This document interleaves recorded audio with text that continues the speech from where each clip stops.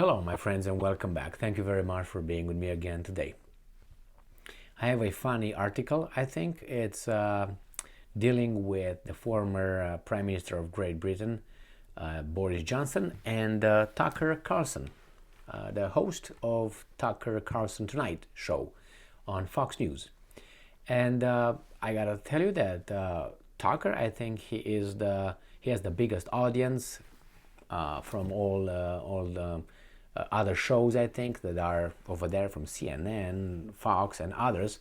So it's a very popular, let's put it this way, show, very popular. And Boris Johnson is Boris Johnson, and he's going to make some statements. I have two videos also coming from the same article. The article comes from Russia Today. And let's start rolling the tape, right? Here, the tape being the article at this point. This is from Russia Today. It is from February 3rd, 2023. Tucker Carlson and Boris Johnson exchanged jabs. The Fox News host branded the former UK Prime Minister and I'm quoting, a terrified old woman. A war of words has broken out between Tucker Carlson and Boris Johnson, with the Fox News host claiming that the former British Prime Minister was and I'm quoting, coward for refusing to come to his show to answer questions about his stance on the conflict in Ukraine. Johnson was the one who delivered the first blow in the exchange, claiming on Wednesday that Carlson was infecting his Republican viewers with, and I'm quoting, bad ideas through his criticism of Washington's involvement in the conflict between Moscow and Kiev. And I'm quoting Boris Johnson. Has anybody heard of Tucker Carlson? Yes. What is it with this guy? All these wonderful Republicans seem somehow intimidated by his perspective, end quote. like Tucker has any power. You don't want to hear him, turn it off. You're not going to lose your job if you don't listen or you don't watch Tucker. On the other hand, if you see something, at work regarding Tucker, or for or against, you keep your job. For, you're going to be talked to, most likely, because that's unacceptable views, like Communist Trudeau of Canada said. All right, he said during a panel discussion with the Atlantic Council. The former Prime Minister, who is currently on an American tour as a speaker, said he hadn't watched any of Carlson's programs, but was, and I'm quoting, struck by how often the name of the TV personality had been mentioned in the conversations he held in the US. And I'm quoting, I've been amazed and horrified by how many people are frightened of a guy called Tucker Carlson, end quote, Johnson said. Probably you talk with the wrong people. So I got this one from, this is from Twitter or something, is a little excerpt. I mean, the exact interview, whatever Johnson is going to be bubbling around. I have been appalled to discover how many people, I've just been here for a couple of days, it's been wonderful, I always have a wonderful time in Washington, but I've been amazed and horrified by how many people are frightened of a guy called Tucker Carlson. Has anybody heard of Tucker Carlson? What is it with this guy?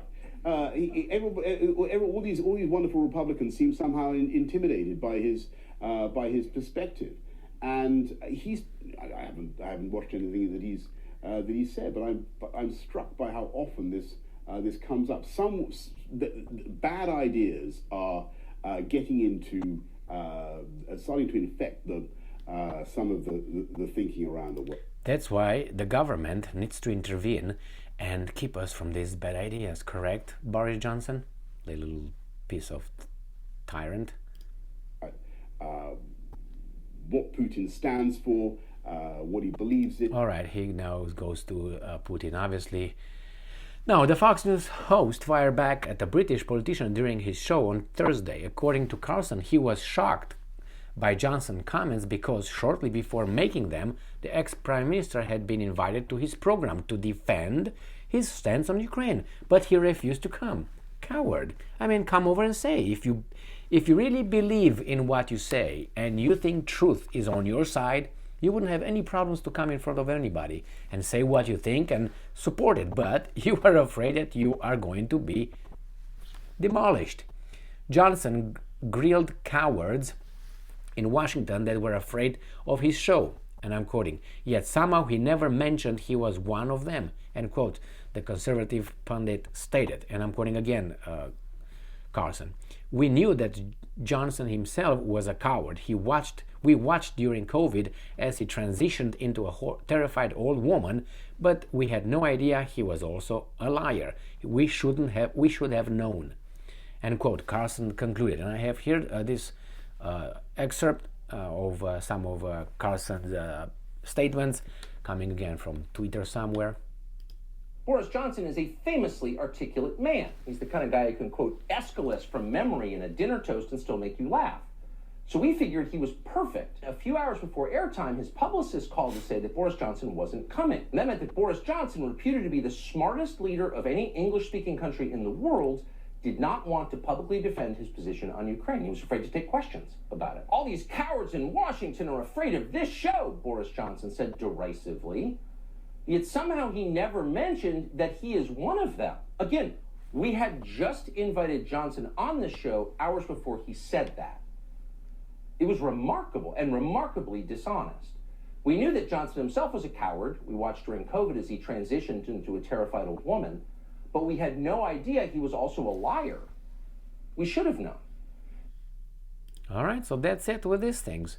Now, Johnson, who resigned as a prime minister in September after a series of scandals in his cabinet, had been among the most passionate backers of Kiev government and had insisted on military solutions to the conflict. Some reports suggest that he was instrumental in derailing the peace talks between Russia and Ukraine last March.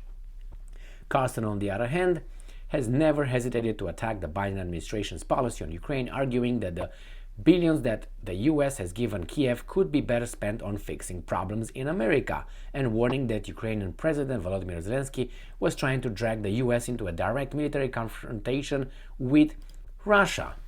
Now, I don't know. As I said, I don't know much about Boris Johnson. Personally, I heard him speak, not only this time, I heard him on various occasions. I know his position on Ukraine and others. I know how he talks about other leaders, and I think he's a kind of a clown. And I think he's very sleazy. That's what I think about this guy. It's not because he looks that way too, because he acts like that. His statements are like that. I don't know. I think I'm entitled to have my own assessment of an individual based on his statements, based on his appearance, and based on his body language.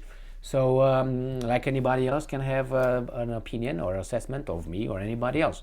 So, since we're still living in a free world with free people, I thought that it was interesting to see Tucker inviting the guy to speak with, and the guy did not want to, let's put it this way, he didn't have to argue with Tucker.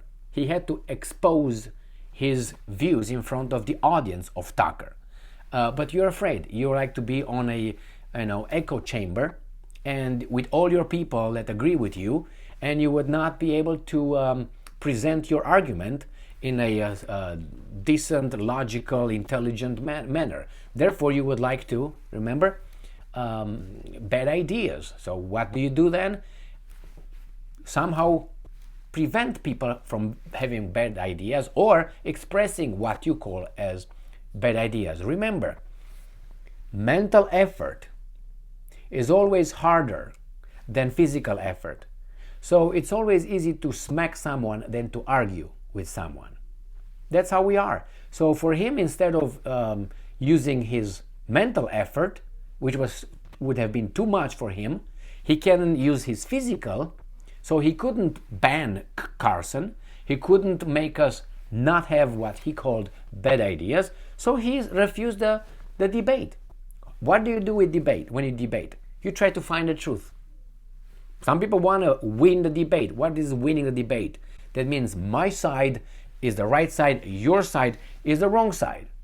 Okay, you use all kind of methods and rhetoric and logic and, body language and try to intimidate and so on in a conversation like that when you want to win the debate.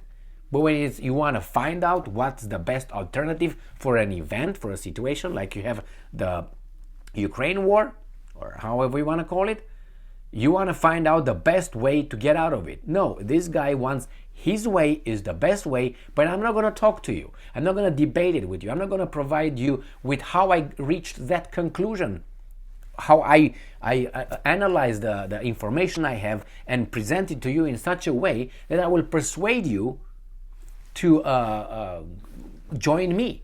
And in the meantime, I'm listening to your side of the story and see how you argue. And I might change or at least improve. It's not necessary to change, but to improve your view on things by engaging with not only ideas that fit your, your narrative, with ideas and individuals who are opposite to you, because they will raise questions that you might not have thought of.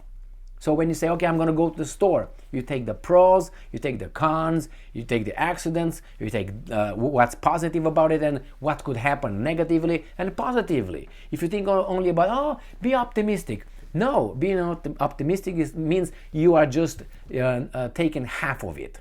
And half of it, you're not ready.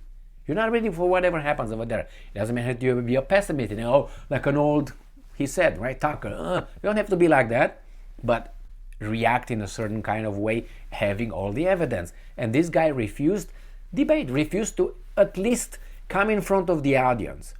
Even, let's say, if the Tucker in this case would have been a bad dude, and he would just play his role. It doesn't matter. You don't go over there for Tucker. You go over there to send your message to the population, to Tucker's viewers. Why do you think this is right? What you stand for? That's it. Tucker can interrupt you. Tucker can call you names. Tucker can do whatever he wants. That's not. You didn't come over there for Tucker. You came to tell your side. But it seems like he's that kind of politician that can't engage in this. And it's easier to just write a decree and say, from now on, you're going to do this, you're going to do that, and that's it. I have the power and you don't. See you in 4 years or whenever the elections are coming. Thank you very much for being with me again today. Stay strong, stay smart, look for the truth, and be just.